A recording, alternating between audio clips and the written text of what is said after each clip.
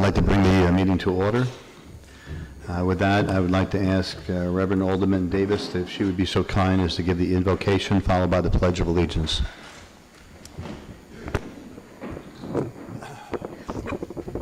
Let us pray. Almighty, most generous, loving, and merciful God, we thank you for the endless blessings that you bestow upon Southport. We ask in this first meeting of this new year that you guide us to make good and wise decisions that will benefit all of Southport. Amen. I pledge allegiance to the flag of the United States of America and to the republic for which it stands, one nation, under God, indivisible, with liberty and justice for all.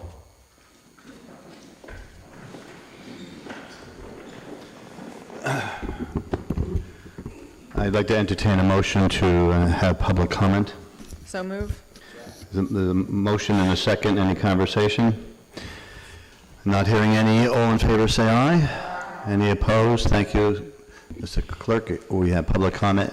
I know there's a couple of people here that want to talk about streetlights, and they know this, but for the rest of the world, that's going to be on the Thursday agenda, but they're more than welcome to speak today since they're actually physically here. Steve Allred.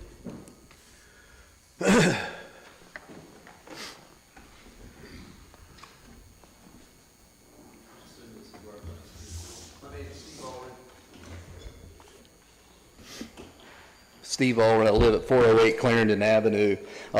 Just wanted to come before the board today to talk about possibly looking at the new streetlight policy that was put into effect. We just got some new streetlights on our road as well as West St. George. And looking at the streetlight policy, some of the stuff on there, enhance the city safety and appearance. They look a little out of place. They look like they should be maybe on I-40 in Wake County as opposed to the town of Southport. Not only do they stick out, they're a little too bright. On my front porch, I have some lighting that other than my porch lights, and I can turn those off and read a book on my front porch. And it is not even in front of my house. The house next to me, it's vacant right now. It's being renovated. So when those people come back, they're going to have the same issue. I think everybody on my corner, all down Clarendon and West St. George that are affected by this feel the same way. And the other thing is the placement of it. This light is placed, Kay, what is your address? 403 West St. George. It's, yeah. The light is actually on Clarendon. It's in her backyard. There was never a light there. And the policy read that it would be on the corners, on the intersections. It is not. It is about 150 feet from the intersection where a light was previously. There's actually still light there now, but it's not on.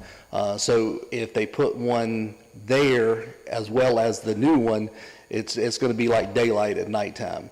And the other thing is, I read in the policy that they would be on wooden poles. The ones downtown in the historic district would be on cement poles, and the new ones would be on wooden poles. This is a brand new, if you want to ride down there after the meeting and look at it, it's a brand new silver pole that just sticks out. And I just would come to you and ask you if you would look at that before you proceed with the rest of them. Thank you. Brett McKeithen.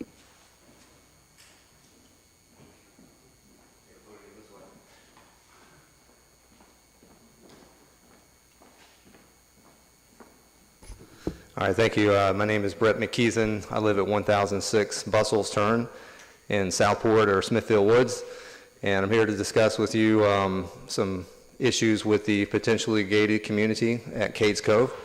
My main concern is in the event of an emergency where we have to evacuate, we could potentially lose an alternative route to get to the main road.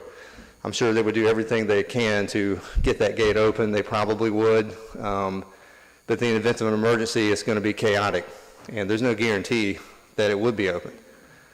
Secondly, this could start a precedent throughout Southport of gated communities.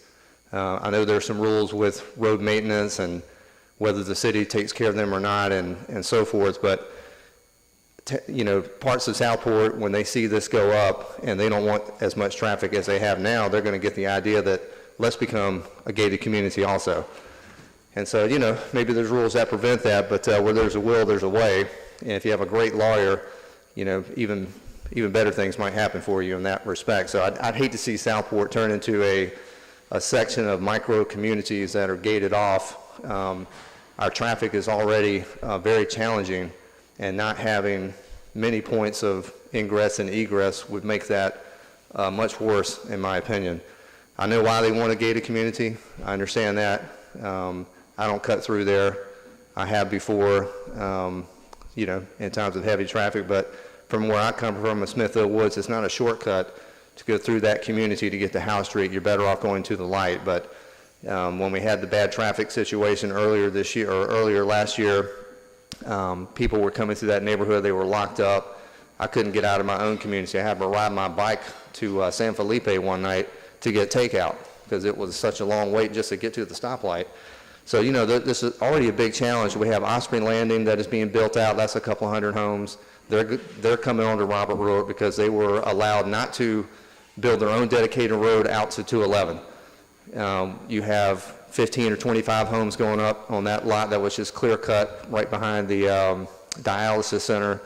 That's another set of homes coming in. You got the Bald Head property. It's going to have access to Robert Ruark. And again, in a chaotic scene, there's no guarantee that we're going to have a second route out. And my best option may be to just jump in Dutchman Creek and start swimming because that's my closest route out with a kayak or something. So anyway, those are my two concerns, the emergency exit and starting a precedent where you have micro communities all over town. Thank you very much. Mark Bashara.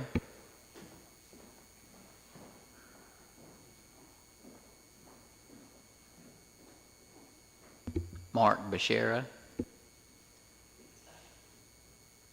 No more.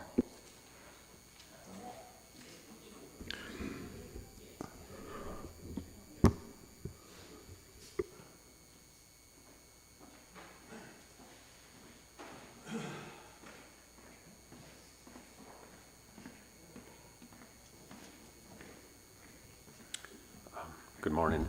My name's Rich Bandera. I live at 409 North Burrington Ave in Southport. And I'm calling just to get some clarification on this bill that got ratified, the 382, which is to do with downzoning. And it basically essentially says an individual can request consent to not be part of a zoning change, let's say.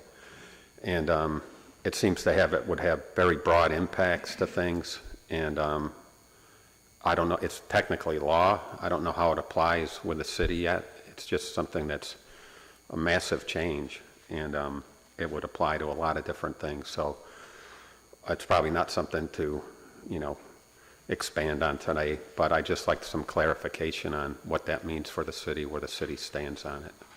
But thank you. That's all. I'd like to have a motion to close public comment. There's a motion. Second. And a second. Any comment? Not hearing any. All in favor, say aye. It passes unanimously. A little quick follow-up. The issue of the Caves Cove is on Thursday's agenda, just so you know that. And what the state statute means, as soon as we figure it out, we'll let everybody know. On first reading, it appears to me that if there was going to be a zoning, an overlay, anything, if one person objects in the physical area, the whole thing is scrapped. That's what it appears to be. I've read it. I've asked for clarification from the state on that, and as soon as we figure out what that means, then we'll let everybody know. With that, I'll accept a motion to approve the agenda as is. Second. There's a motion and a second. Is there any discussion? Not hearing. All in favor, please say aye. Aye. Any opposed? It's unanimous. Thank you. The first one up is the City Manager Strategic Needs Assessment.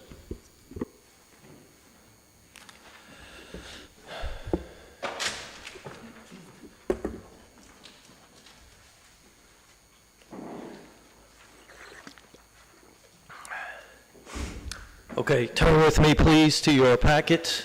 I'll try to go through this. I'm covering a lot of ground.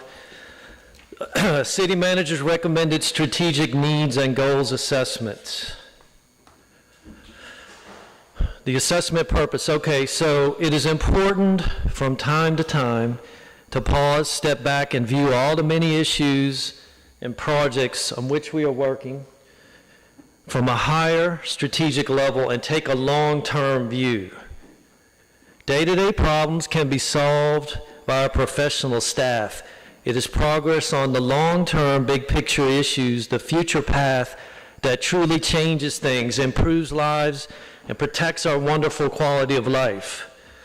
The assessment is based not on my thinking necessarily, but on conversations with you as the board, staff, citizens, with some new ideas from me. The goal is to lay the groundwork for a retreat as an outline and to provide strategic coordination for all our efforts. I'm not here to lecture anyone on what I think should be done. It's simply to offer some focus and concentration of effort in what I think are the 6 key areas. Number 1, protect the small town quality of life. Number 2, repair, upgrade, and maintain our buildings and infrastructure. 3, develop the organization and invest in staff. 4, continue support of our excellent public safety capability. 5, obtain additional and alternative revenues. 6, write an economic development strategy that expands the tax base. As this is intended as a high-level overview, I'm covering a lot of ground. Please hold questions to the end. First, protect and enhance the city's small-town quality of life.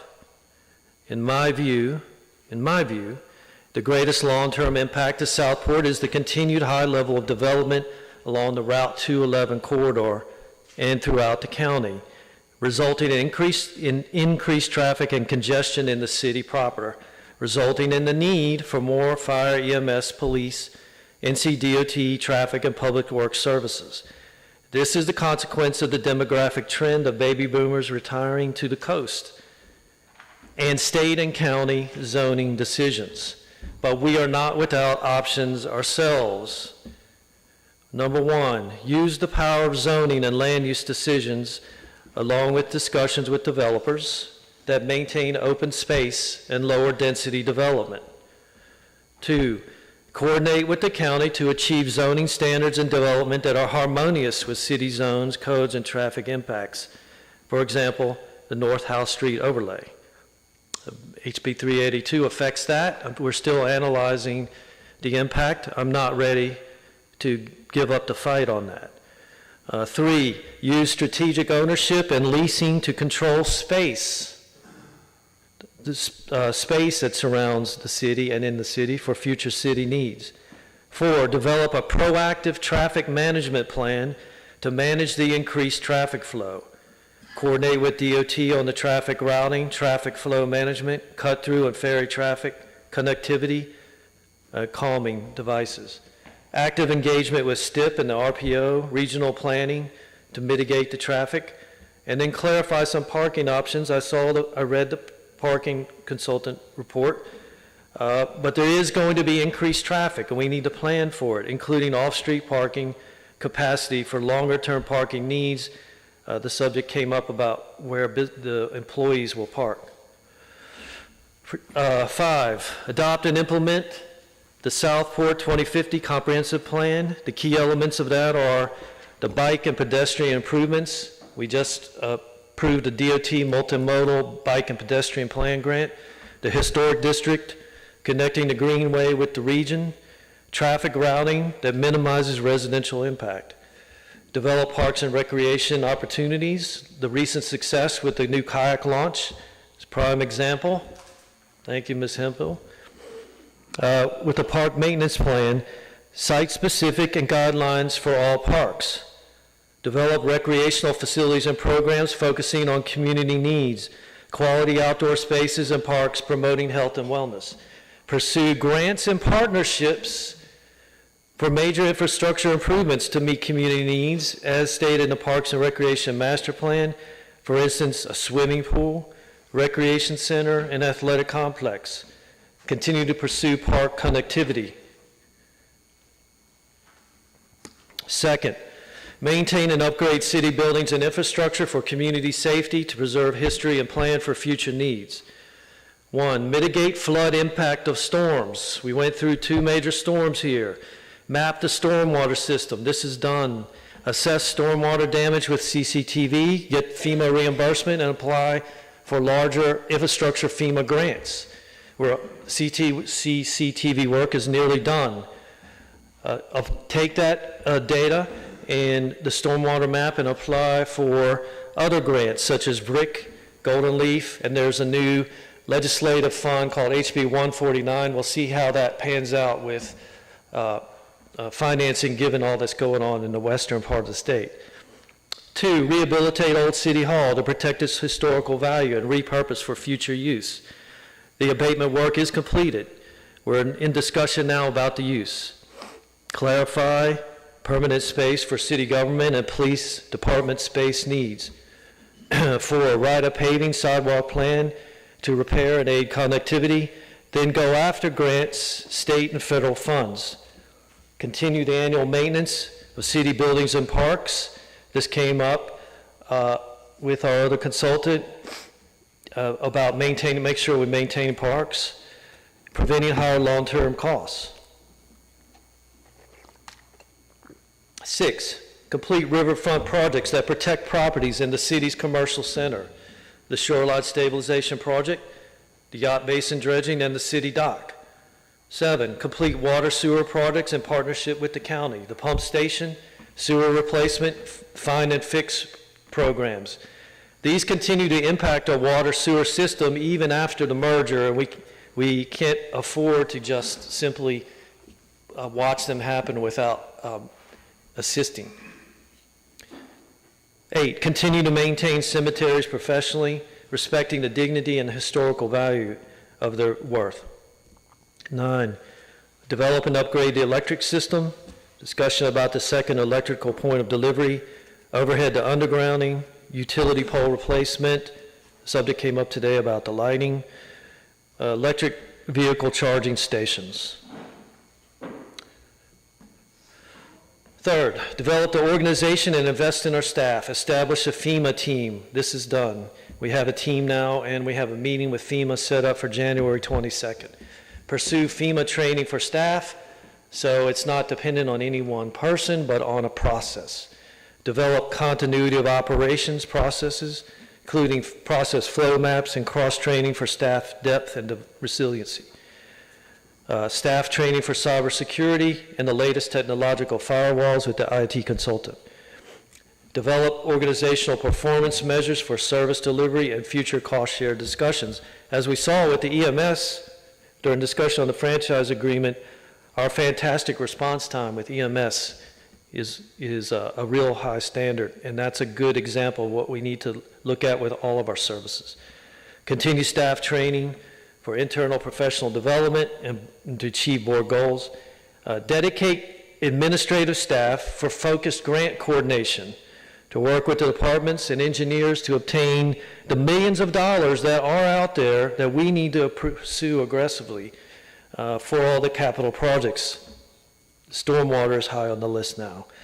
Achieve the Distinguished Budget Award and continue the excellent work the Finance Department is performing. Fourth, obtain additional and alternative sources of revenue. Real property ad valorem taxes alone have difficulty covering rising public safety costs to service the large number of visitors without a large commercial manufacturing tax base, or the legal means to assess the visitors who are driving the increase in costs. A lot of our EMS and public safety services are geared, I'm convinced, to the large number of visitors and tourists that we see daily. So therefore, ad valorem taxes make it difficult to cover that, and we need the legal means to assess these visitors who are driving the costs. Build a long-term cash flow model over the next 5 years, 10 years to clarify these needs.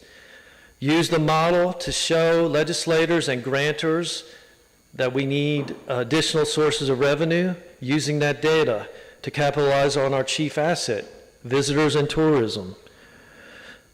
2, separate recurrent operating and one-time capital costs. Separate them out as a way to address them. Capital costs can be pursued with dedicated staff, grant writing support, and then we can seek matches from state and federal sources. 3, attract alternative commercial businesses. Expand the tax base from residential and retail property use to include knowledge-based, remote, internet-based commercial activity. For example, environmental or medical consultants. We have a wonderful hospital here. We have all this shipping. Green technology. There was talk at one point about windmills and things. There's a whole world of opportunity there in the oceanographic arena. Shipping transportation planners, ocean and coastal-based industries and researchers could work here remotely. 4, seek county partnership for EMS costs, shoreline protection costs, increased county development impact on our roads, the increased fire district fees, which we are pursuing with other municipalities. 5, collect compensation for our costs from our chief economic asset, tourism and visitors, the local sales tax, point of sale data for fair tax distribution. The prepared food and beverage meals tax raises $1 million in Manteo, which is a very similar coastal community, annually. Parking options for the visitors as we see more traffic coming out of Route 211 and throughout the county. Consider an off-street dedicated parking location to lease or own, with a private company to manage and regulate, to manage the overflow and long-term parking need and make some money for the city. Improved occupancy tax collections, make sure that that's occurring, and if we're receiving all to which we're entitled. 5th, continue support of our public safety service capability and excellence. Pursue non-general fund emergency services funding. Fire, as we said, the fire district and the EMS, perhaps cost sharing. Enhance training and professional development programs. Prepare for our ISO inspection, which will lower insurance rates in October, working with the fire chief on that, to improve our ISO grade if we can achieve that. Plan and prepare for expected maintenance and new purchase of capital costs in the long term using the financial model to plan years out now for purchases, then seek grants now for purchases that we know are many years from now. Not seek them year to year as they come up, but looking into the future. 5, continued development of disaster large-scale emergency preparedness planning. 6, develop community and outside organization communication. The recent PTC 8 communication by the Police Department of Fire with outside agencies to move us through the event with the help from some of you folks on this board was really emblematic of what we can do as an organization to improve our communication. I think PTC 8 actually launched more positive communications with the county, as a matter of fact. So that's inter-organization communication. Police facilities and operational needs ensure adequate space and a permanent home. Okay, winding it down. 6, write an economic development strategy to harness the power of the internet to expand the economy to the knowledge-based sector. Develop the economy holistically to include knowledge-based jobs. Professional jobs for our young people. Professional jobs that are knowledge-based now, that are remote. All small towns are capitalizing on the post-pandemic phenomenon that people want to live in small towns for the quality of life, but work remotely for the large corporate offices, the large global offices. Our strategy should be to encourage that type of development. By knowledge-based, I mean consultants, military planners, medical researchers, environmental consultants, shipping, transportation, logistics, green technology, maritime management, ocean and coastal-based researchers, many of whom are already positioned in Wilmington. What opportunities exist with the military at Sunny Point for military logistics planning or Department of Defense consultants?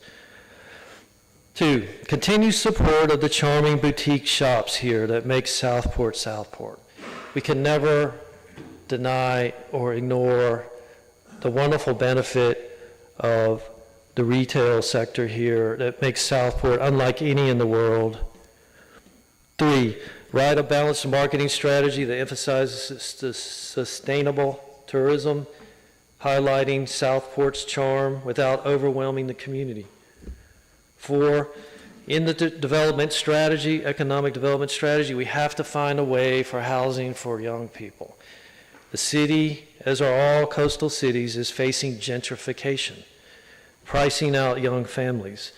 Somehow we must find a way to include workforce housing options for young families in the city or adjacent to attract the young professionals market. This will contribute to the continued vibrancy and intergenerational organic growth of the city. Okay, so I haven't taken up too much time. Summary. These strategies, again, I'm not here to lecture anybody. It's just my input into a compilation of observations, discussions, and my own perspective. The ideas are not intended to be a directive from me, but to assist coordinating our focus to stimulate discussion. Overarching these strategies are the vision statements about where we want the city to be in 3, 5, 10, and 20 years. Vision statements clarify direction and help guide staff and citizens on multiple levels, including land use and infrastructure decisions, which is ideal for the retreat. Once the vision and strategy is focused at the retreat, staff's job is to execute your vision and your strategy with action plans, because ultimately my job is to make sure I'm getting the right things done that you want done. Thank you. Are there any questions for the manager? You want comments or just questions? Anything? You're a legislator, you can do either one. Okay. You made a comment about how visitors are driving costs for EMS. How do we know that the visitors are driving costs, and aren't they charged for EMS services?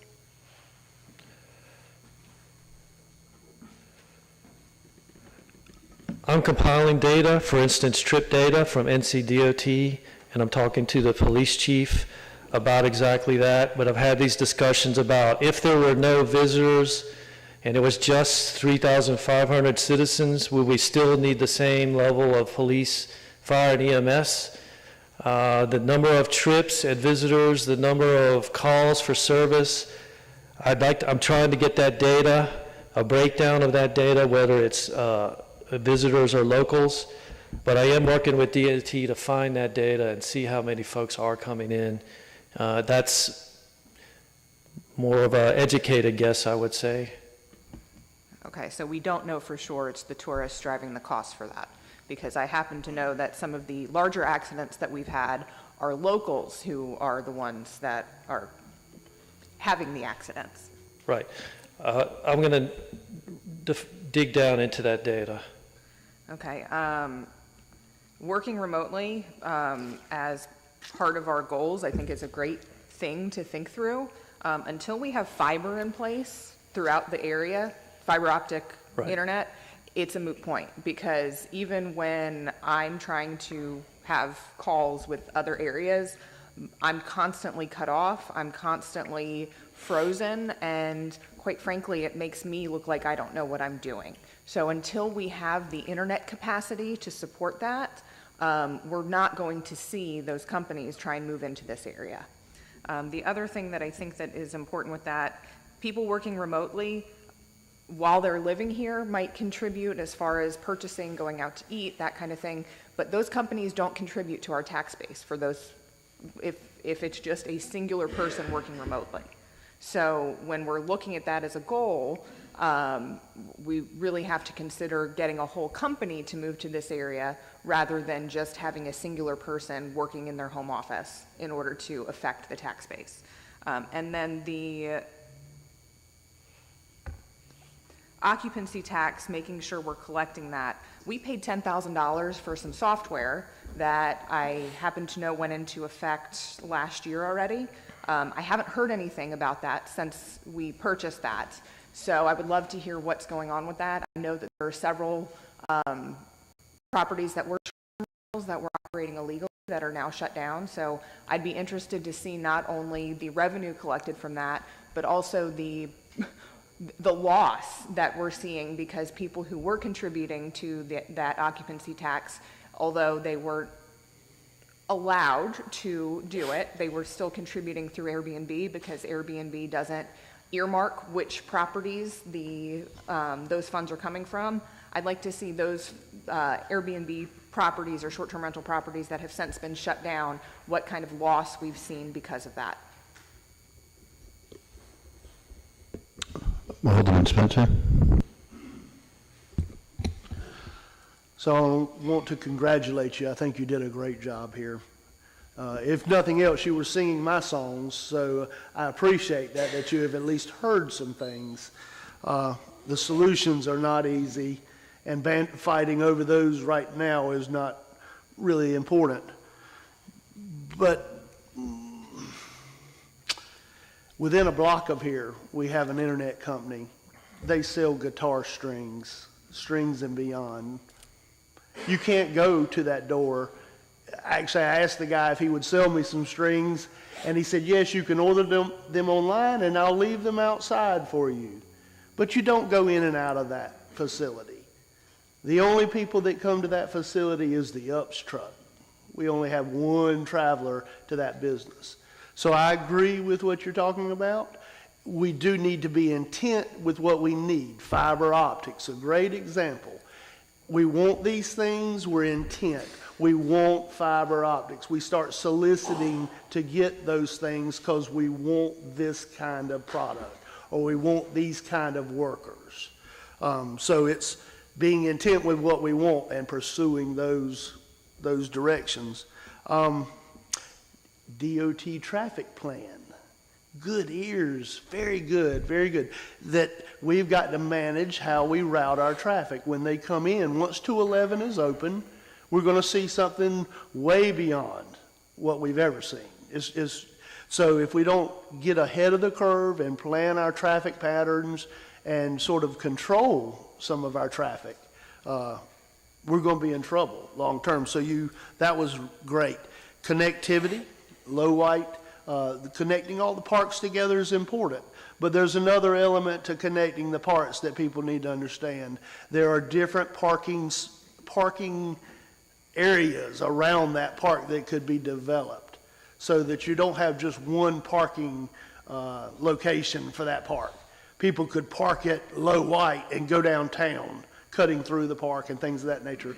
So it would provide a parking element by connecting all those parks together. Sidewalks. I saw your crews out walking around investigating some sidewalks and what it would cost and that kind of thing. So I appreciate you looking into that. I think that the major sidewalks we need are going to be down Moore Street and down Leonard Street, which are state roads. We'll have to work with them together. But the traffic that I'm seeing along Moore Street going to the River Hotel is large, and it's not always safe for them. So we need to work on those. The ad valorem dilemma. That's our headache. We can't make money with the model we've got. So something has to change there. I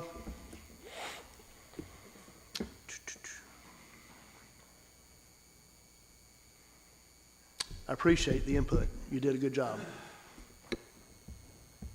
You would be a good politician as well. All the issues there. So great presentation. Any other comments? One thing, what you brought out is we've got a lot of opportunities, a lot of challenges ahead of us, and we're going to have to really do some deep thinking on how we're going to make all of these things happen. There's no simple fix to anything here. I'm glad that you're digging into it to try to see what we can do, not only today, but down the road. We've got a lot of things. You hit on one thing, money. We have a very, very small tax base, and we've got to come up with more ways to get more money to take some of the burden off the people who live in Southport. Officer, Chief Crickets. Alderman Mosteller. Thank you. Yeah, oh, no, never mind. I won't go down that path. So just all great comments from my fellow board members. And I just had a couple of observations. And number one, when you talked about calming devices, I'd like to see some standards. I think we've got some differences of application and types of calming devices that we have, and there needs to be a standardization of them. I think that's something that we need to work on. Additionally, to clarify, then skipping down to clarifying parking options, I wanted to just add this to the conversation, that there are important examples in the UDO that help protect parking utilization. To support turnover, the UDO requires parking in the central business district and in the business district for mixed-use dwellings. This helps keep spaces available for patrons of the street-level businesses. Imagine if a dozen of our businesses added a second story of mixed-use dwellings in our central business district or business district. Each one of those dwellings would add a full-time utilization component to our limited on-street parking. Additionally, the UDO has parking requirements related to the expansion of businesses in the CBD and business districts. For expansions not greater than 15%, no additional parking is required. This again, to help protect the limited availability of parking for our retail and our restaurant businesses, and also protects the human scale of our downtown. Major expansions without additional parking would have major impacts on the delicate balance within our CBD and business districts. And so as we consider our parking options, the UDO is an important planning tool that staff can use to help manage impacts to our public parking inventory. So I just wanted to throw that out there. Then on number 5, it spoke to multimodal bike and pedestrian plan grant. I want us to also remember golf carts are a part of our solution to reducing auto traffic. So I just wanted to throw that out there. Achieving the Distinguished Budget Award is huge. It will provide continuity. We know this. It will provide continuity from year to year, regardless of board changes or staff changes. So that's a critical thing.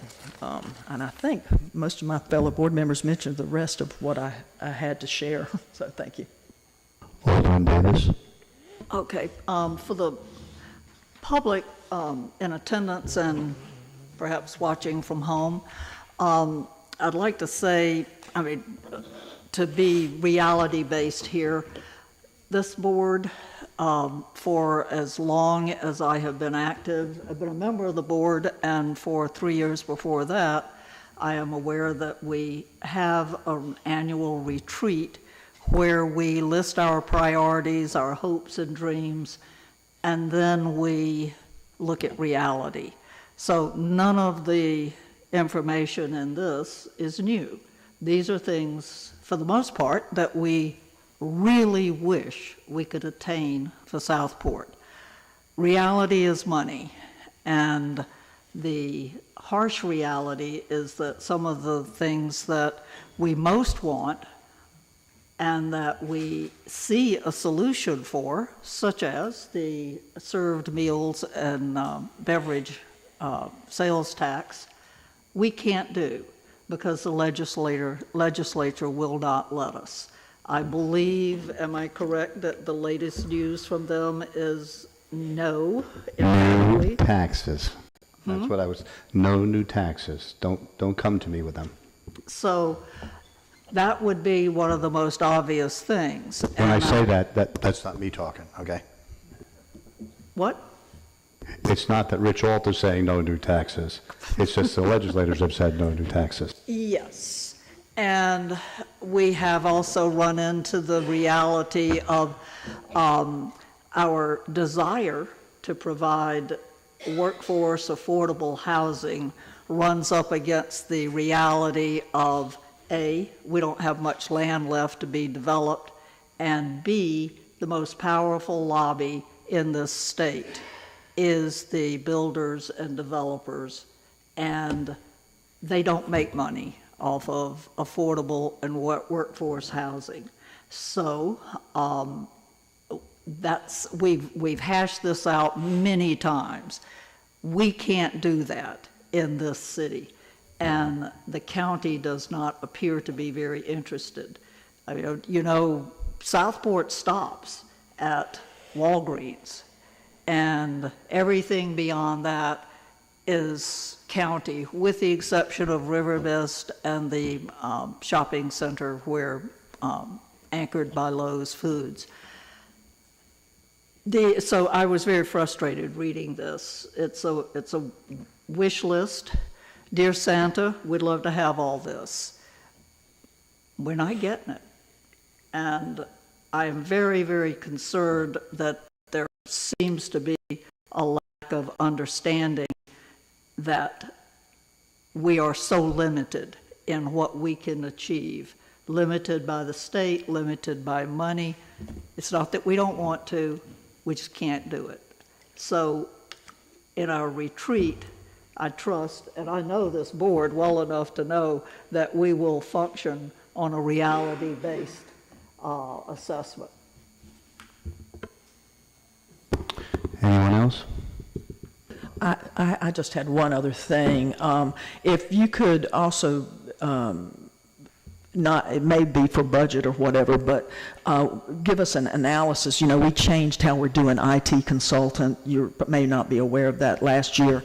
And if we can get an analysis of what that's costing and how that's working. I agree. Thank you. Good job. Okay, I have a couple of questions. What is the status of the comprehensive plan, which 90% of this should be in it? What is the status of the business district overlay with the county? What is the status of the state audit? Because without money, we can't do any of this. And yet again, we are late with the audit. This will be like 11 out of 13 times we're going to be late with the audit, and we have not had any update on that. So what's the status of all of that? Those are my three questions. I'm sorry, the second one was the business. The business overlay district, where's the status of that? What are we doing with that? And the last one is the audit and how we getting our house, our financial house in order after, I'm sorry, decades of lack of policies and procedures that we're now putting them together. I agree with that, but it's such a Herculean task for decades worth of lack of way we have put money in which category, where it's category, how it's gone. It's not disappeared, it's there. You just have to take weeks to find it. And so what's the status of all of that? Because until we get our financial house in order, none of this can happen. So those are my three questions. Could you repeat the first? I wrote the other two down. I'm sorry. Yes. What is the status of the comprehensive plan, which 90% of this should be in the comprehensive plan? Now, all I've seen of the comprehensive plan is that we have hurricanes and how many people live here. So I'm hoping it's a little more robust than that, but I'm waiting to be overjoyed by that program, which I was a big advocate of having that plan.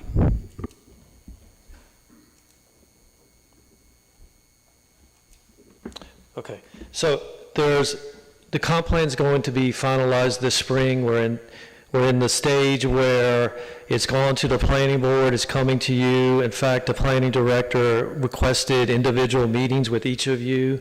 The next step is to bring it to your attention, and it's still open for individual meetings if you want to discuss that. She sent everyone an email about that. The audit, I'm in touch with the finance director. Everything's proceeding apace. There's a number of bank reconciliations to be completed. I don't think there's going to be any problems with the finances. It just hasn't been done. We're in touch with the state auditor, and I'll get more information on that.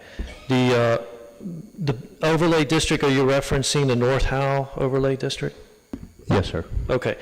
All right. So we've met with the county on that, and we were making progress, and they were moving forward, and then 382 came along.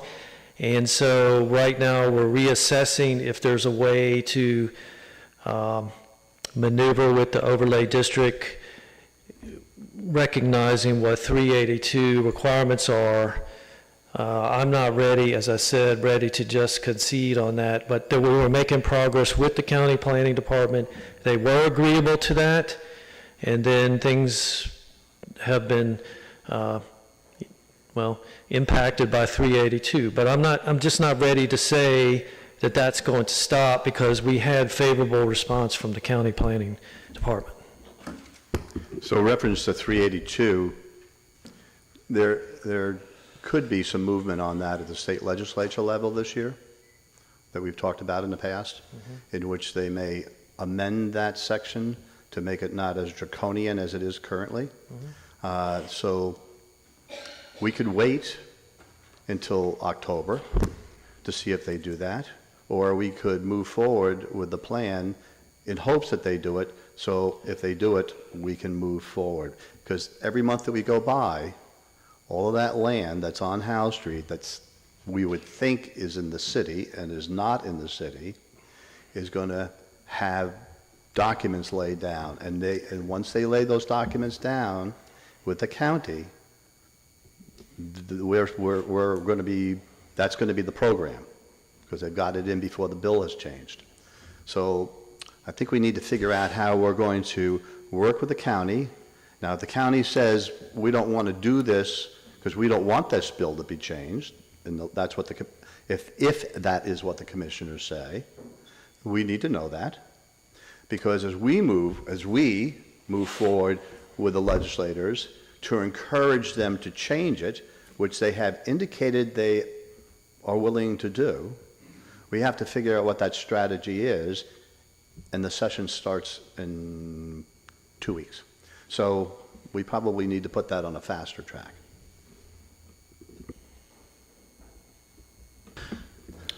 Thank you, sir.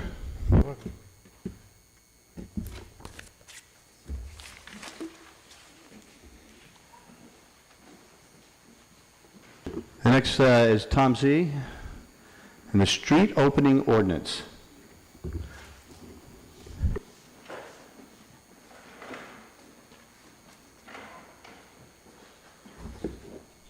Morning. In your packet is a proposed street opening ordinance. Just a little bit about the current ordinance. Current ordinance is extremely vague. There's really no application process, no fees, no permit, no nothing. It's handled by the building inspector. This would turn it over to the Public Works Department, include permit fees if someone is opening up the streets and ensuring that the streets get fixed properly afterwards. And it also includes some moratoriums on streets once we repave them or reconstruct them. If we repave a street or pave a street, there's a 3-year moratorium on road openings. If we reconstruct a street, it's a 5-year moratorium on it. This wasn't as critical when water and sewer was within city forces because we had control over it and were able to keep on top of it and make sure that the openings weren't sinking, and this gives us that. So, any questions, I'll answer them.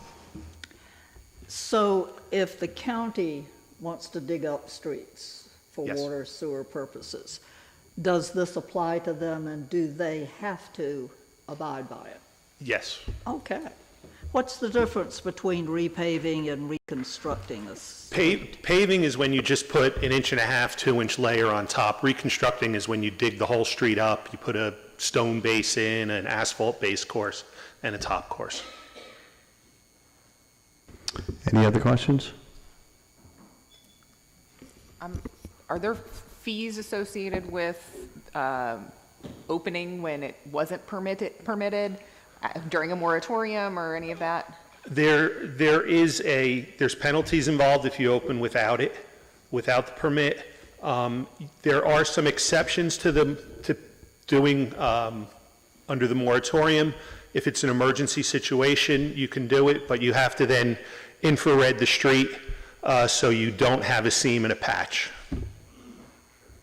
So it is addressed in the ordinance. And when you say opening, you mean cutting or disturbing or? Correct. And this not only is just from edge of pavement to edge of pavement, it is any opening within the right-of-way. So it would include sidewalks and things like that. For clarity, for the public, who actually pays to close the opening and do the repaving and so on? Do we? The contractor will. Oh, the contractor Right. will. There is also a bond included with this to ensure that if it starts sinking, they have to come back and repair it. And I may have missed it, but I'm looking at the section that goes over the penalties, and I don't see an actual fee amount associated. And What section are you on? This way I could look it up quickly. it is, hang on, go back up.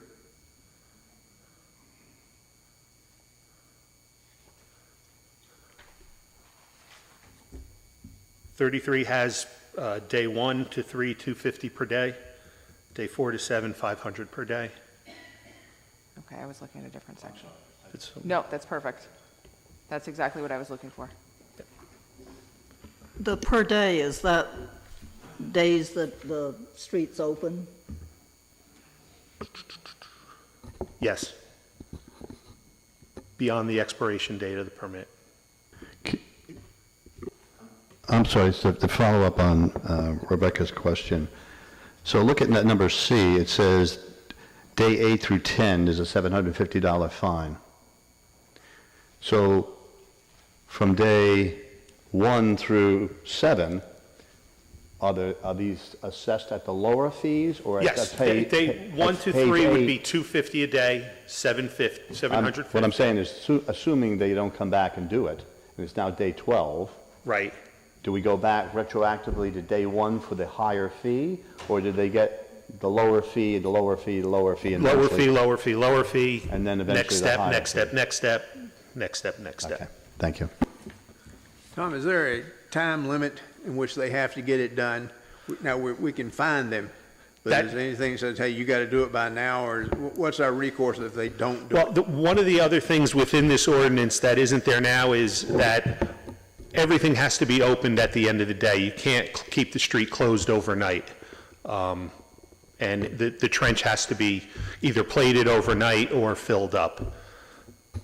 And there's also, each permit would have a time assessed to it for how long they're going to need to have it done. So all that is in there. So do these fees, are they sufficient enough to cover our legal fees if we have to take them to court? That would be a question for the attorney. I'm just suggesting that we ask that question because in the past, the city has chosen not to do things because it's so expensive to go the legal way, to go through the legal system, and so we didn't do anything. And in some cases, that just may be the case because of the type of event. But in this case, when we have a road that's opened, we may want to look at some kind of caveat on here. If we have to take you to court, you've agreed to do something. I don't know what the wording would be, but at least we should at least ask the question. Yes, ma'am. I just had a question. It says one call damage prevention system. Yes. Could you just clarify that? This came about probably 20 or something years ago. There was a big accident where a contractor was digging and hit a gas line, and it basically blew up an entire neighborhood. So now there's this nationwide system, 1-800-CALL. Anytime you're going to dig and put a shovel in the ground, you have to call 1-800-DIG. It's a national service. With this transferring this from the building inspector to public services or DPW,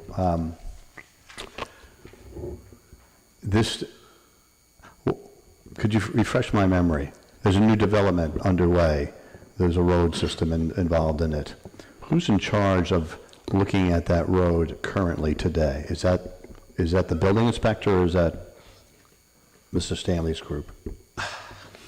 It really isn't defined anywhere, but I would put that with Public Works and Engineering. Should we have that better defined?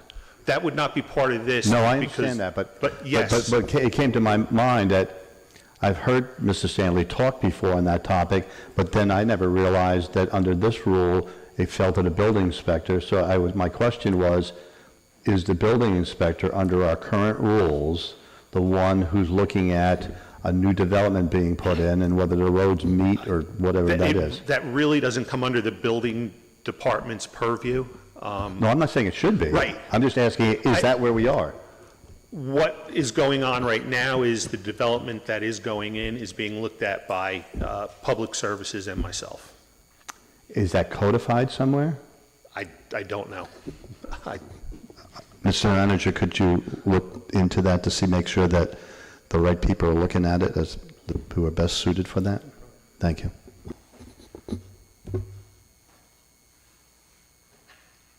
Which development are you referring to? The former Oakton? Yeah, the waters. Any other questions? Thank you, sir.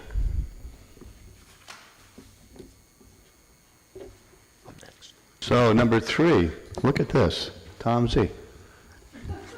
Old City Hall update. Okay, Old City Hall update. As I said last time, we were receiving quotes for a temporary permanent HVAC system. We were looking at it 2 ways, where we would rent a temporary system to acclimate the building while the decision is being made and then up to the point of construction.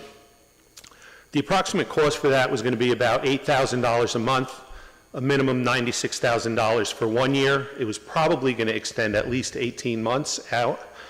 So we started looking into it and we thought, well, what if we just put some permanent units here that could become smaller than is needed for the building if it was occupied, but enough to acclimate it so that none of the issues that came with it reoccur. And then we could reuse those units either within the design of the new HVAC system for it, or we can swap them out with other older units somewhere else in the city. So we went out and got prices for that, and the prices came in significantly less, about $34,000 one-time cost. So on Thursday night's agenda, you'll have an item to award a contract for that for $34,000. That's the big news. Go ahead. I'm sorry, Tom. Could you just clarify, so that would be the permanent system, or that system would? It could become either part of the permanent system, or we could reuse those units somewhere else within the city where there's an aging unit that is going to go in the next year or 2. Have you identified those aging units? Yes. I couldn't tell you right off the top of my head, but in the high caps report, they did mention a couple units. So we kind of sized the units for Old City Hall based on those needs. Parks and Rec in here. Parks and Rec in this building here. Also, as far as Old City Hall goes, Chief Coring and I are meeting with Mosley Architects on January 22nd to walk through the old courthouse, Old City Hall building. They've never been in the building, So this will, all they've seen is floor plans of it. This will give them the opportunity to walk through and look at everything. And then they're going to come through with some sketches to see if it is in fact feasible to put the police station within that building. That's on the 22nd of this month. We'll be doing that walkthrough. Can we just make sure that's not at the same time as the FEMA meeting? It is not. It originally was, but the FEMA meeting has been moved to the afternoon. Under the Mosley contract, we could also, should the decision be to have it used as a police station, we can use them for the design of it. We would just have to negotiate a design cost, so that would speed up the process. We wouldn't have to go out for the RFQ process and add a couple months to the project. And lastly, as far as applying for grants, we really can't do anything on the grants until there's a determination of what the building use is, because different grants would have different requirements and they want different bits of information. If it's a police station, you can go down different avenues. If it's going to be administrative services, there's other, so we really can't do anything until that decision is made.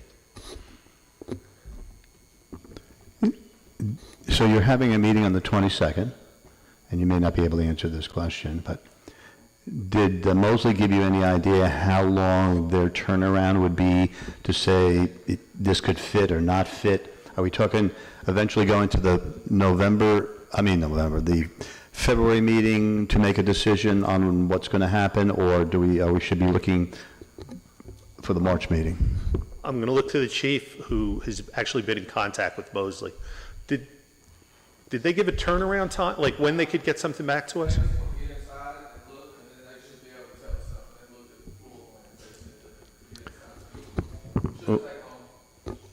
Mr. Manager, if we could follow up with them and just ask them if they could give us an estimated timeline so that we can inform everybody of the world what we're doing and why takes X number of time to do it.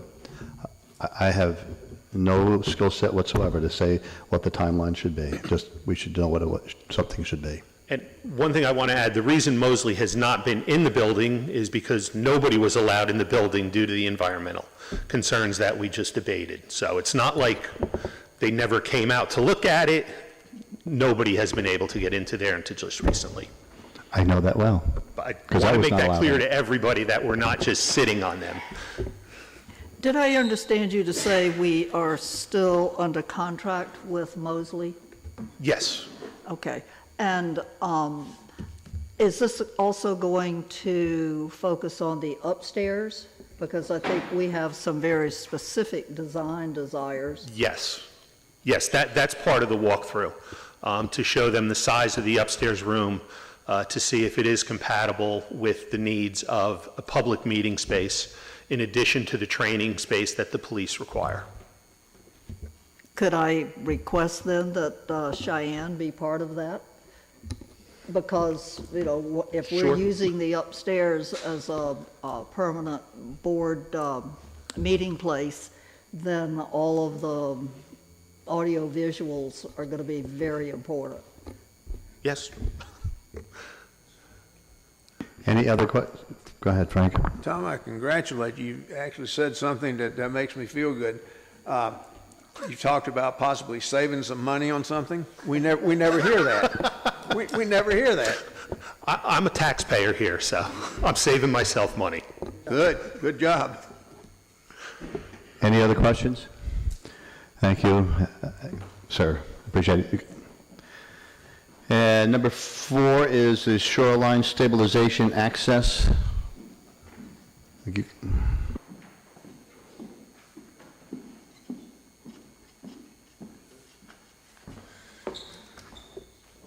Good morning. The city's been presented with a unique opportunity that we felt was appropriate to bring to you all this morning. McPherson Marine is negotiating a project with several property owners along Bay Street to install shoreline protection on their property along the Cape Fear River. The work is going to take place largely between Atlantic Avenue and Kingsley Drive. The bulk of the project is expected to include the installation of rock sills along the shoreline of those private properties. It'll resemble the current shoreline treatment at 416 East Bay Street, which is just immediately adjacent to Kingsley Park. Jesse McPherson with McPherson Marine Services reached out to city staff with a request to temporarily use a portion of Kingsley Park to stage materials and provide access to the shoreline work that he's pursuing west of Kingsley Park. Mr. McPherson has indicated that dump trucks will unload stone in a portion of Kingsley Park. Small equipment similar to a skid steer or something of that magnitude will then be used to move the rock from the park to the shoreline where his project potentially will occur. Construction is expected to take place in the spring of this year, as soon as he can negotiate and permit his work. And that construction could take approximately a month to complete. The construction would occur only at low tide, and Mr. McPherson has indicated that he'll use ground protection mats where the equipment is operating to minimize the disturbance to the existing conditions. By using the park as temporary access to his project, ingress and egress to his site will be improved, construction time will be decreased, and impact to traffic and others in the project area will be minimized. And Mr. McPherson has ensured that he'll restore Kingsley Park to its original pre-construction condition prior or following the completion of the work. I've spoken with our Parks and Recreation Director, and she stated that she has no current objections to the proposal, and I've also spoken with the City Attorney about the request, so he's on board and prepared to move ahead should this board be amenable to that. The City Attorney suggested that a license agreement be executed between the city and McPherson Marine, again, once the board has agreed that this temporary use is acceptable. It's important to note that the project area proposed for these improvements has been designated as Phase 4 in the city's shoreline improvement project, and that phase of the project is currently unfunded. So if Mr. McPherson's project were to proceed, this would be a cost savings to the city going forward. And if the board's amenable to this request, staff will continue discussions with McPherson Marine and prepare a comprehensive agreement for the park's use. With that, I'll answer questions you may have, and also Mr. McPherson is here to address any questions that I may not be able to answer. All of the property owners are in agreement on this? Well, it's my understanding, and if I'm wrong, Jesse, you can tell me, but I believe he's negotiating with several. I don't know if they're all on board yet. Would you like to? Yeah, I would love a chance to speak. Thank you for having me. So at this point, in order for me to get costs and time estimations and things like that, I really need the permission first, because if I have to come in by barge and bring rock, then it's going to, the project's going to be way more expensive for these folks. So, in light of the fact that it's part of the city's master plan, at this point, the request is just that we use Kingsley Park access and not disturb the paved part. So there's a little side yard at Kingsley. It's almost like a little swale. So what we would do is come pad that out, dump our rock, put the rock seal in place by taking the rock down the beach, and then as we move back down, we'll dress everything out, make it just right with some sod and things like that. So, in effect, it will be an improvement on Kingsley because when we leave it, we'll leave it better than we found it. So the request as of right now is just access to that park so that I can go forward with the residents creating a plan and a cost for doing the work. Will the park be closed during this period? No, ma'am. We're gonna keep the park open with a silt fence or a barricade, if you will, that will divide the little side yard where our trucks will be backing in to the park proper, where the benches and the roundabout is there. So we won't disturb that area at all. How far can you I don't know how to ask this question. You're going to go down on the beach and you're going to service that area around basically the old crab factory, right? It won't allow you can't go in that way towards Wilmington along the shore, but it's a little bit of distance, right? That's correct. That's not, our plan goes from Kingsley, or those residents that it ends at Kingsley and comes back towards Atlantic, Yep. including the city property at the end of Atlantic and one more resident on the west side of Atlantic Street end. Is that the neighborhood? I don't know the neighborhood on the corner. There are about 8 or 10 houses in that neighborhood. It does not include that neighborhood, no, sir. This side of Kingsley. Could we, if that neighborhood wanted to invest their money and use this, could it benefit them as well? Alderman Spencer, I like where your head is. Absolutely, it would benefit. And again, I'm not trying to make you rich or anything. I understand. But if there's an opportunity to help anyone on the shoreline reduce the cost, and they pay for it themselves and help along, I want to make it available, because I know that there's several. I know that Mr. Smith and the people who own the boat dock there have been wanting to make some kind of where if we had a barge that was bringing in, they would pay for the material. I've been, all kinds of ideas. So if you accessing that waterfront can help some of the waterfront property owners pay for their own shoreline stabilization, I'm with it. Thank you, sir. Alderman Spencer, it sounds like you need to get with Mr. McPherson and make those introductions. This is at no cost to the city. However, you are going to be at the Atlantic Avenue Park and beyond. So who pays for the area around Atlantic Park? I mean, I understand this is our park and we probably should pay for it, but as Bob said, this was number 4, phase 4, pretty far down the line for the money. Yes, ma'am. Again, I have not discussed that with the property owners. That is absolutely negotiable.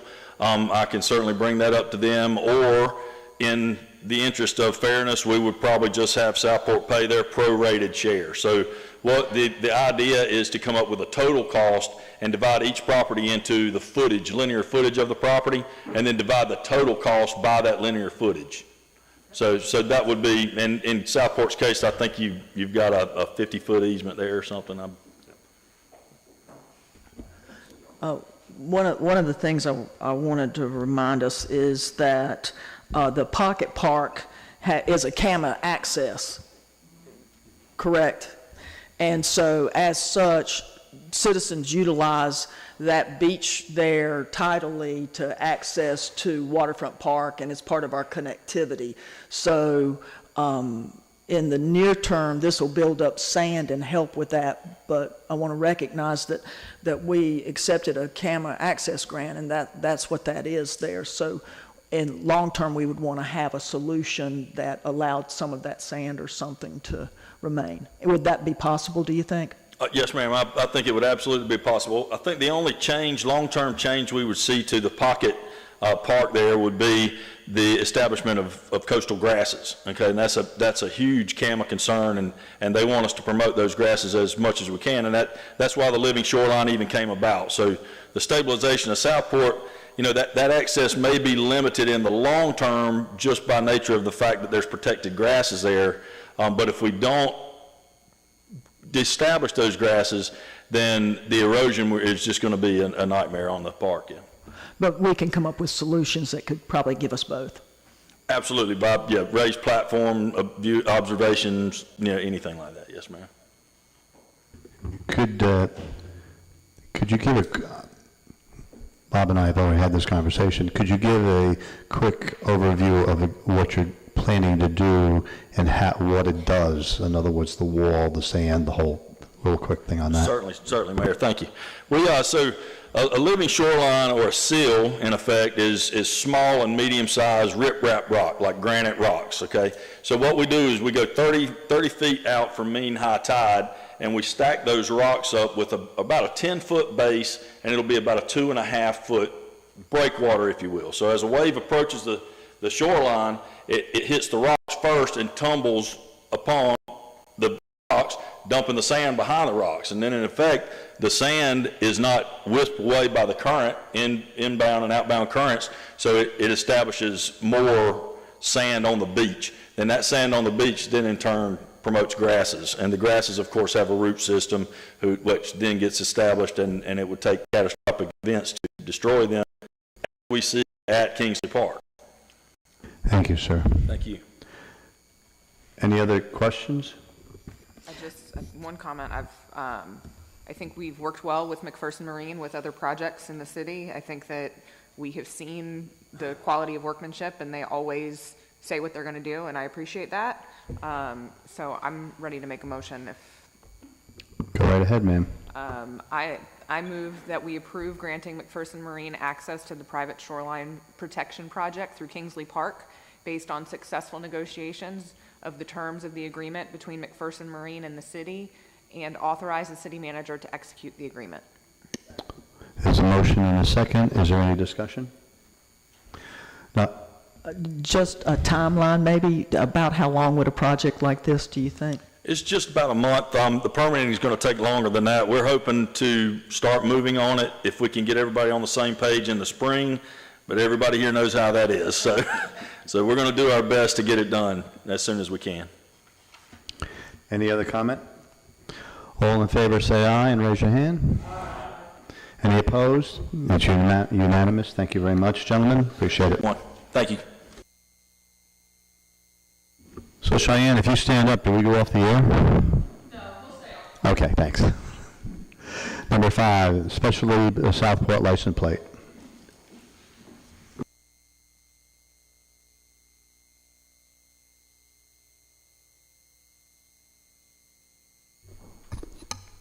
All right, good morning, everybody. So as requested in last month's meeting, I took back everyone's feedback and have brought back to you 3 new options that focus on the water tower, the iconic Southport water tower. So what we'll do, similar to the last time, I'll go through, give you the brief information on all 3 options, and then we can discuss which option we're leaning towards or what next steps might look like. So option 1, this was the selected consensus option from the last presentation. It does have the zoomed in water tower with the cleaned up right side over there. Oh, and this is a Todd Coring photo. We've got option 2, so I took the option 1 and then created a digital version of that, basically. So as you can see, we still have the water tower, we still have the bunting. This is a rendering that I created. And then we have option 2, which I found while looking for Southport water tower on the internet. That was actually done by a local artist. So as you can see, we've got the water tower and we do have some fireworks. So these are the 3 options. I'm happy to answer any questions or have any discussion about what we're looking at for that. We have to zero in on one? Yes, we do have to select one. I would like to recognize that option 3, it looks really good. If there was a way to make the water tower bigger, and the same thing, I just think the Southport that's a bit small. I will have to talk to the artist, so we can't change, that's, with the 3rd option, we can't change anything about it without her permission. So I can reach out to her and see if she can edit that or what that would look like from her. And I don't know if you did go with something like that, 4th of July celebration, I don't know if we won't. I mean, I don't know. And I can't believe I'm saying this, but I like the fireworks one too. Yeah. Can we get more color with that? More red, more, in other words, more fireworks looking? I could ask the artist and see if she's willing to make adjustments. And I agree that the water tower needs to be bigger. I wonder if we just zoom in on it, like just zoom the whole thing. So this is actually, it's as zoomed in as it can go. This actual photo, it's a huge, like a big, let's say 12 by 12, and this is actually in the middle of the image, so we would need some, with whatever edits we need from it, we would need a cleaner option anyway from her. Mm-hmm. And is there, I hate to do the legalese part of this, but since it's an artistic thing that we're incorporating into a city document, is there a document that's going to be generated that between us and the artist for any future issues that may or may not come up? I can talk to Attorney Herman on Thursday whenever he's here to get more information on what that process would look like if we do decide to fully go forward with this option. Okay. So that way we're prepared. In my former life, that came up as an issue with license plates. Gotcha. Thanks. I just want to say thank you for putting this together. I think that you took what we said last time and really brought it to fruition. And I think that your idea with the fireworks one, when you saw it, was right on point, because I also tend to lean towards the fireworks one, and I really like the bunting, but I think that the fireworks really say something about us for some reason. So my question, because we haven't given you actually an answer yet, if to get down to one, is anybody interested in making a motion as to which one they think should go forward? I'd like to make a motion that we pursue option 3. There's a motion and a second. Is there any comment? Just one thing, if we can't get, there's some problem with the intellectual property or whatnot, and we can't get the artist to agree to alter her painting, what's our second option? My suggestion would be to stick with one of the 3. I am biased though, so. But we can also look at that. If it comes to that, we can come back and revisit if we need to. I'm pretty flexible. Thankfully, we're not rushing to make this general session for February 15th, so we're going to be looking at the earliest submission for the 2026 general session. So we've got some time to work through it. So we're, as I understand the motion, it's number 3 is what we're considering, and the discussion is, one of the discussion points was if that fails for some reason outside of our control, then your answer is we come back and look at the other 2 if that happens. And until that time, we just move with whatever option the board votes for. Yes, sir. Okay. Is that okay, Frank? I personally like option 1, but I don't mind moving forward with this idea and letting the artist see if we can adjust it. It's no problem. As long as I can get 001. I'll see if we can do that. We could also, and I said this to you before, I mean, we could also, if this doesn't work out with this artist, we could certainly go to one of our local artists and commission them to do this. What is the deadline on this? If it's not the February 15th, it would be... So it has to be in by February 15th of that general session year. Okay. So if we miss 2026, then we would go into 2027. Okay. So. And you're really not trying to make the February, you're not trying to beat this first deadline. Not the one that's in 6 weeks, not February 15th, 2025. We're looking at 2026. Yes, Okay, sir. thank you. Any other comment? Well, you remember the idea I had? Should I keep that to myself? Usually. Thanks a lot. I'd love to hear it. Okay, so one of my ideas was that we actually could advertise this as a competition. We have such a strong local art presence that perhaps we find a way to put this out there and then have the community give their feedback. We've done that successfully for all of our wine labels at the winery. That's how all of our wine labels have been created, as an artist competition locally. Miss Gloria Jones created our logo. So, Cheyenne, I really appreciate you working on this, and we're not trying to second guess it, but I do like the idea of a competition. The motion's on the table, we can move forward. You're correct, sir. We have a motion on the table, so we have to vote on that motion, and then we can entertain another motion if that fails. If consensus is, I don't have a problem withdrawing if that's the direction that we want to go. because we do have time. How, if it's 2026, when should we have to be finished by? January 15th.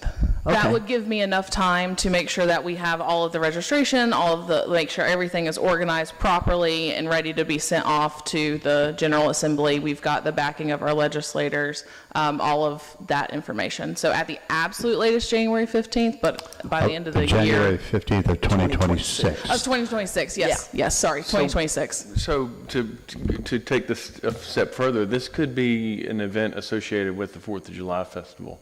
Not that I'm planning for the 4th of July, but it might be a really cool opportunity to do. That we display the different. Yeah.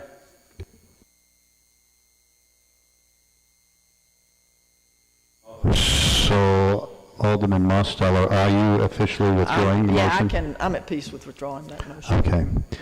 So is there a motion on the floor to do something else? Well, I think I'd just like to say to staff, go back and come back to us with an idea that makes sense on this. Can do. Is that? And we definitely want the lady. Makes sense, me interpreting your link, is that okay, yeah. coming up with an option for a public comment. Is that what you're looking for? Public, yeah. Contribution. Yeah. Competition, I think is the word. And you have all the specs and so forth that Yes, ma'am.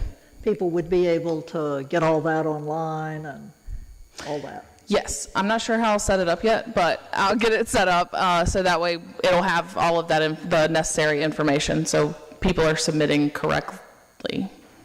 I'm going to ask, unless is there another comment? I'm going to ask that do you have a comment, ma'am? We should also consider, we don't have to do it right now, but in addition to the fame and glory of being selected to do this, do we want a financial reward? They can pay us, sure. Yes. We will buy it and have the license for it, and there will be no problem. Let us allow Cheyenne to throw that into her presentation when she comes forward, as to what options that may be to generate even more support if she thinks that's appropriate. Because there's going to be time and energy and staff time in this, and we're giving guidance to the manager to have the staff do that, I would suggest that we have a motion of some sort that allows that to happen.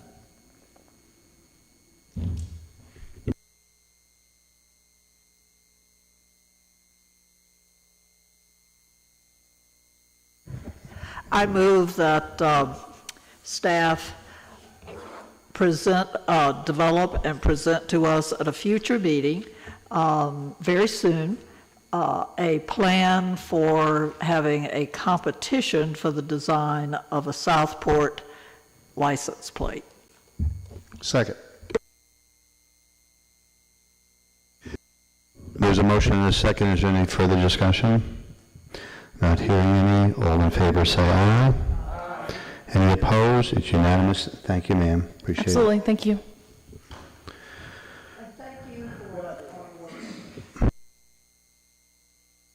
The next agenda item is item number G, the manager's report.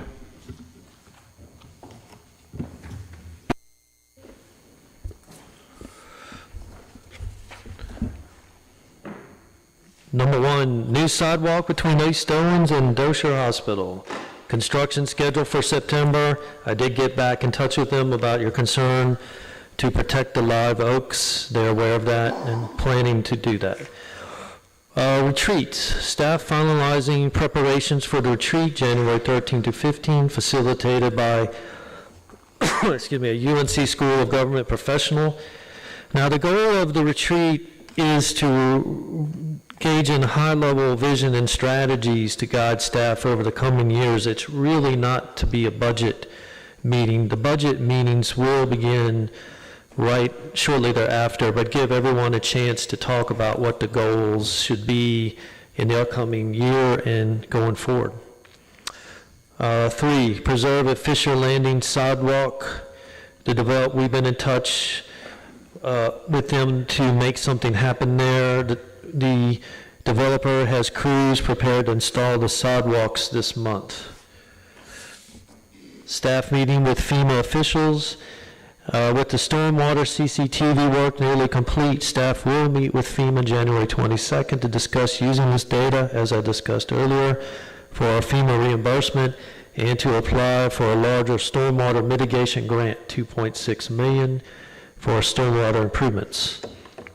Other stormwater grants in the works, $3.8 million BRIC grant letter of intent was submitted, followed by a $1 million Golden Leaf grant request. We are researching other grant opportunities. Public Works stormwater achievements. Staff continues to work on stormwater regardless of grants while we pursue those grants.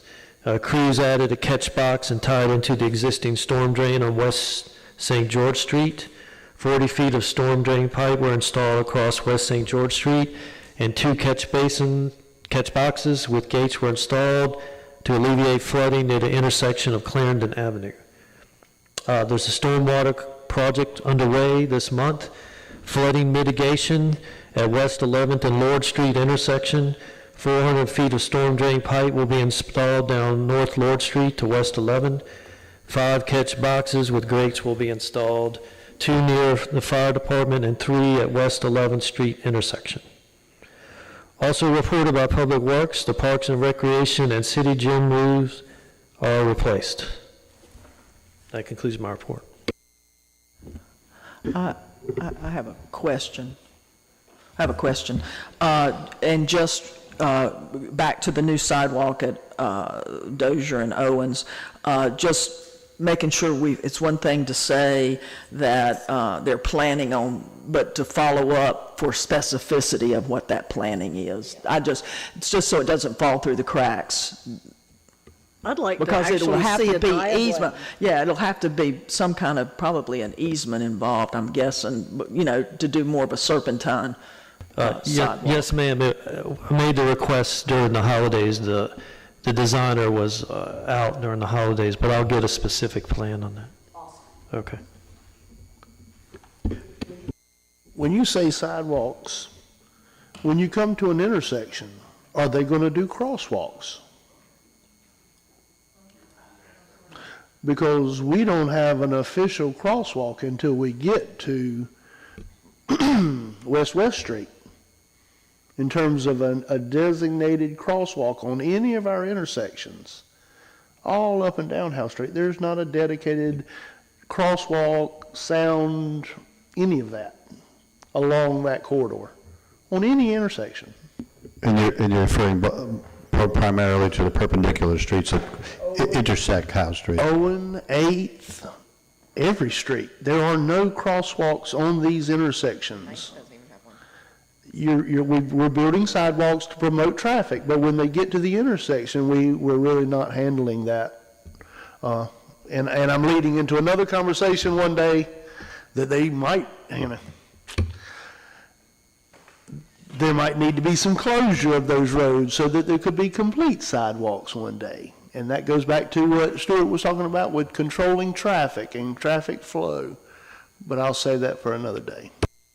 One of the things about this is that this was a specific grant that had specific parameters, and it only applied in this area for sidewalk. I want to repeat. I made it aware to myself. I didn't realize it, but we are so inadequate on our intersections. They're not even safe to cross. And so when we come with these ideas, it's a half-baked idea, but I'm good with it. It's like Nelson Adams said one time, we begged for the people to come and do something for us, and then when they got here, we wouldn't do it. So This actually was not our idea. This came from the RPO, and they found a little niche grant, and that's where this came from. Thank you. Any other comments? All right, the next item is the mayor's comments. Just for edification, I noticed that Charlotte had engaged in some grants for a trolley system in Charlotte. It was primarily written as one for an age limitation and mobility issues, but they actually had the grant changed to allow anybody to get on the trolley. They have won that grant, and they're in the process of putting that together.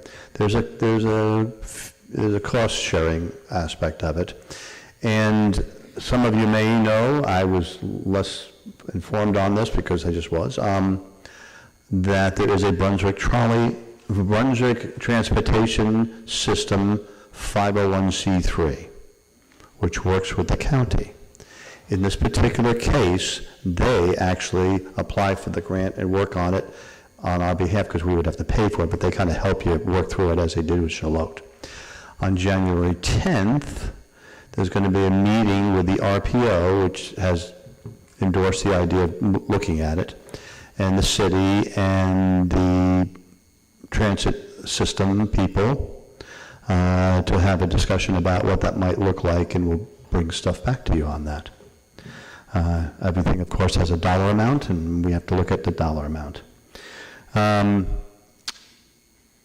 Bob, correct me if I'm wrong on this, but my understanding, and Alderman Mostello, you and I have had this conversation multiple times in agreement, that we thought the fee, our part of the cost sharing for the dredging was $712,000. It is now $900,000, is it not? Yes, it went up to $900,000. That, if in fact we figure out how to put the spoils someplace, and that goes into effect this coming year, that's going to be part of our budget process. There are discussions going on about where the spoils may be, which could lessen the price overall. Hopefully that goes forward relatively soon, which could be a significant decrease in the cost of the project, which would then, of course, decrease our cost as well. So I wanted to let that out there. And addition to that, there's some budget things just to remind everybody. We have, the normal COLAs and bonuses that are new each year, and so we have that thrown into the budget. I couldn't remember the exact price. I think it's $160,000. I'm sure I'm wrong on that. But that's the amount of money we have to make up from this year going forward for the money we used to be able to use out of this water sewer fund to pay for salaries that we're no longer going to have that. We were able to have that paid for, but that we took that, whatever that fee was, out of the money we were going to give the county with the county's permission. They knew we were doing it. And so it was paid for outside of our normal budget process last year. But going forward, we have that. So we have all these things that are coming forward that is going to put a strain on the budget. And so it will be interesting as we go forward what we can do and what we will have to defer and what the future ad valorem taxes might be with the homes coming online. And I just want to let everybody know that it will be interesting. And with that, I'll go with Alderman Mostello. Do you have any comment? Just an observation. I was appreciative of our engineer's discussion about the HVA system, but it's been the practice of this board to not put items on meeting agenda without accompanying documentation. And so without the subject matter, it's hard to prepare and participate in discussion in a meaningful way. So I would hope that would be observed as our standard practice, because it's, and I would ask that going forward, we do it that way. I made the same observation, and I will try our best to ensure that we do that, because that has been our practice. Yeah, I just wanted to say to Cheyenne, thank you for doing everything we told you to do with regards to the license plates. All three options are really good. So anyway. And then the only other thing that I had is, as it relates to this trolley, we had someone from the state come in a few years ago about an autonomous vehicle. And I know that not everybody's really excited about that concept, but I mean, if there's money to be had as it relates to that, I would like us to revisit it. And I don't remember the conversation behind it. Yeah. That was used at Kitty Hawk, I think. It was used at Kitty Hawk, correct. So we didn't take the free use of that. Well, it had a $10,000 cost attached to it, and they were surmising that we could use it through the yacht basin, an unmanned vehicle through the yacht basin.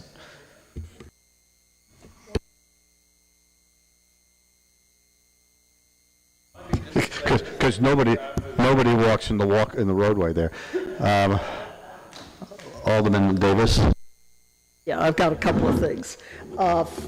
In response to what a member of the public was referring to about Osprey Landing and how Osprey Landing only has one entrance and exit, I believe that it was 5 years ago when that site plan was approved, and we begged them for the second exit, and they wouldn't do it.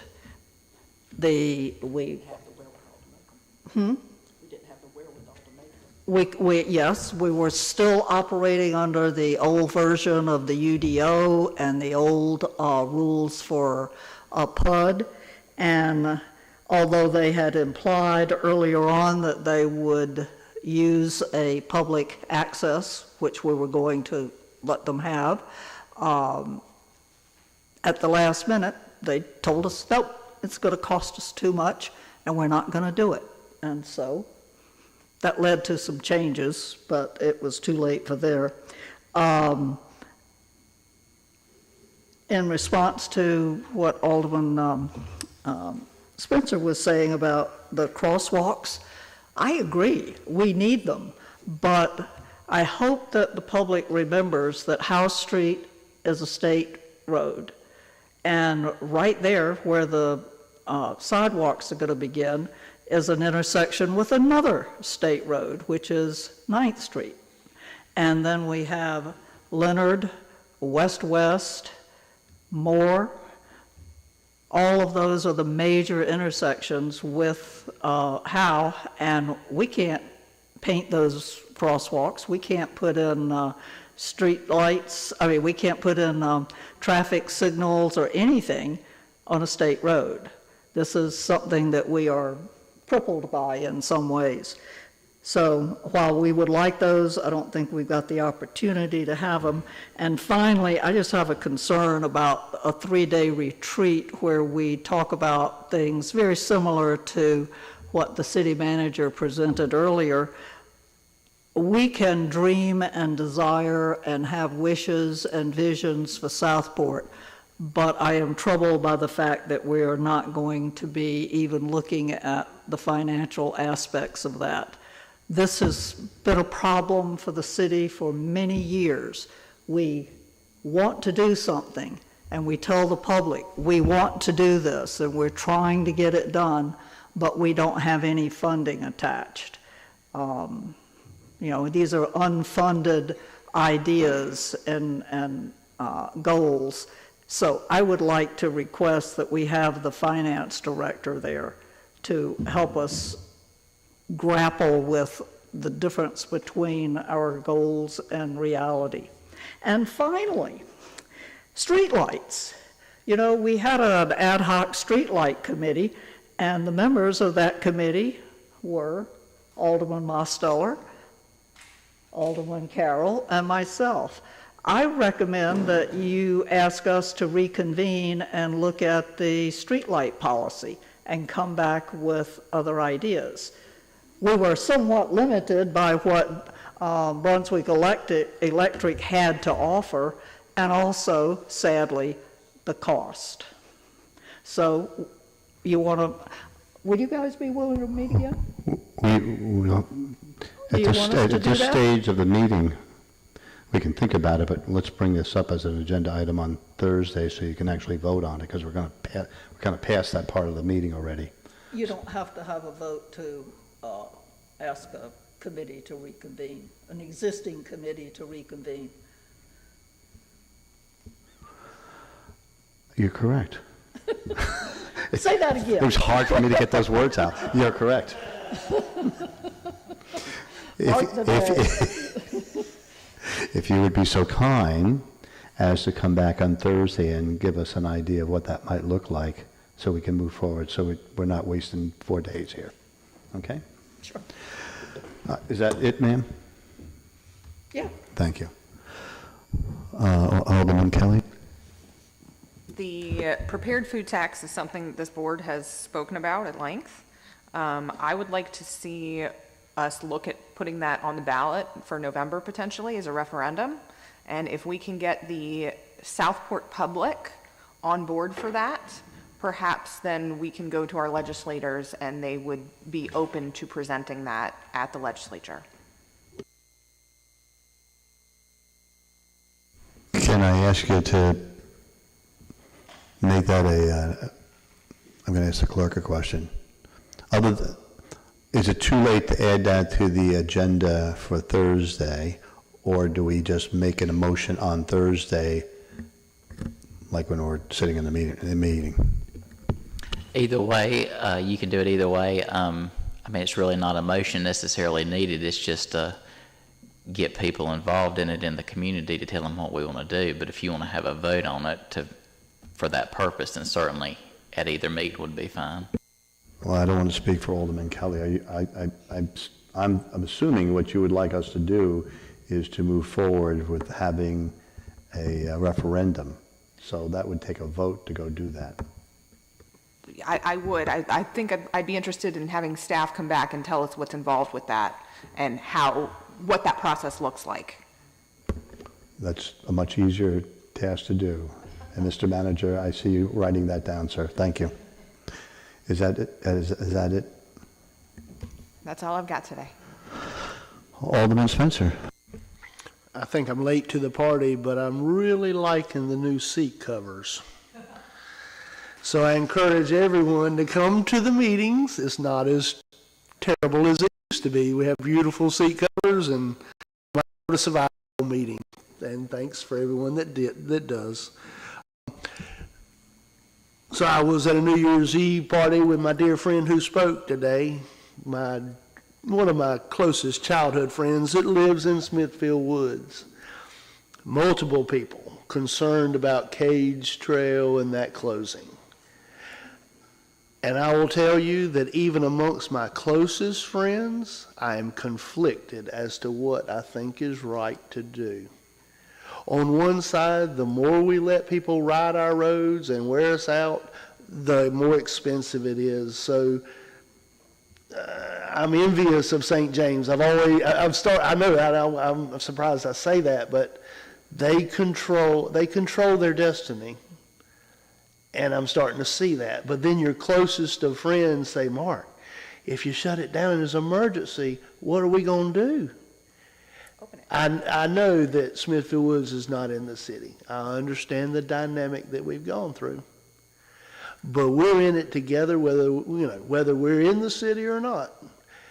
And I'm really, and so I say that just I am struggling with whether to shut things down or whether to let it just keep going the way it's always been.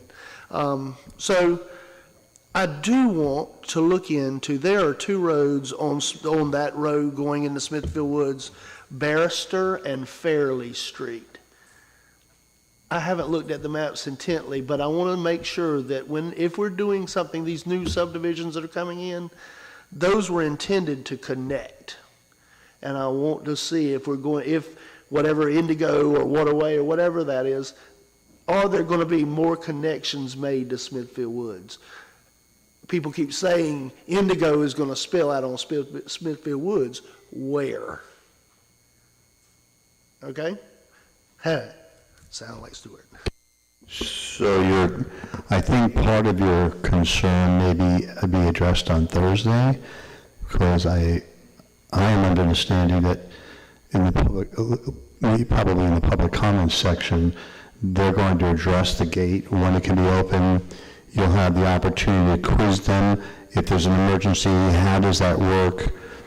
What's the relationship between the person who can activate the gate and the fire and police chiefs and the departments, in case either they're tied up? How would that work? And who hits the button that opens the gate? How many people down the chain can do that? Ask all those questions at that time. Thank you. Okay. Frank? I would just like to thank staff for all they presented to us today.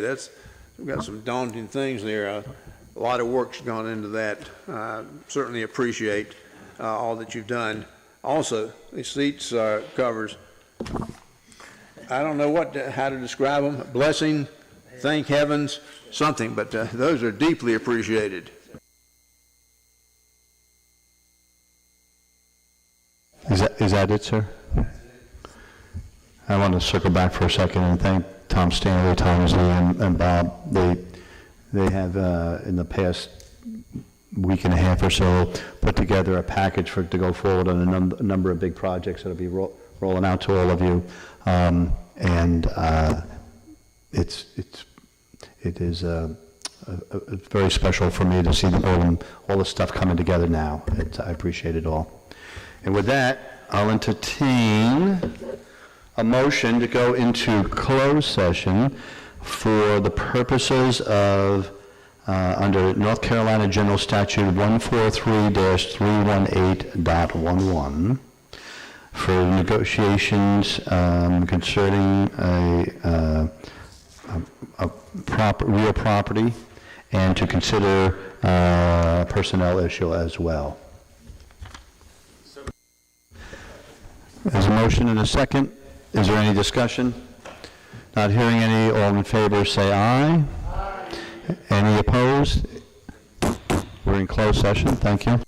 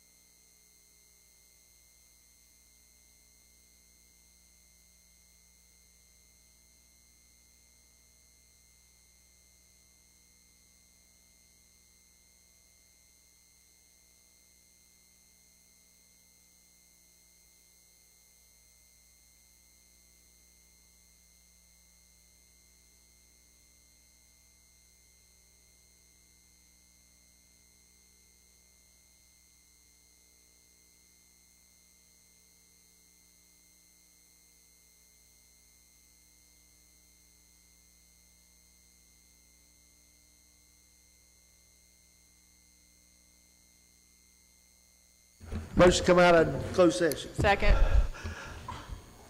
Okay, there's been a motion made to come out of closed session. A second. Any discussion? Not hearing. All in favor, say aye. Aye. Any opposed?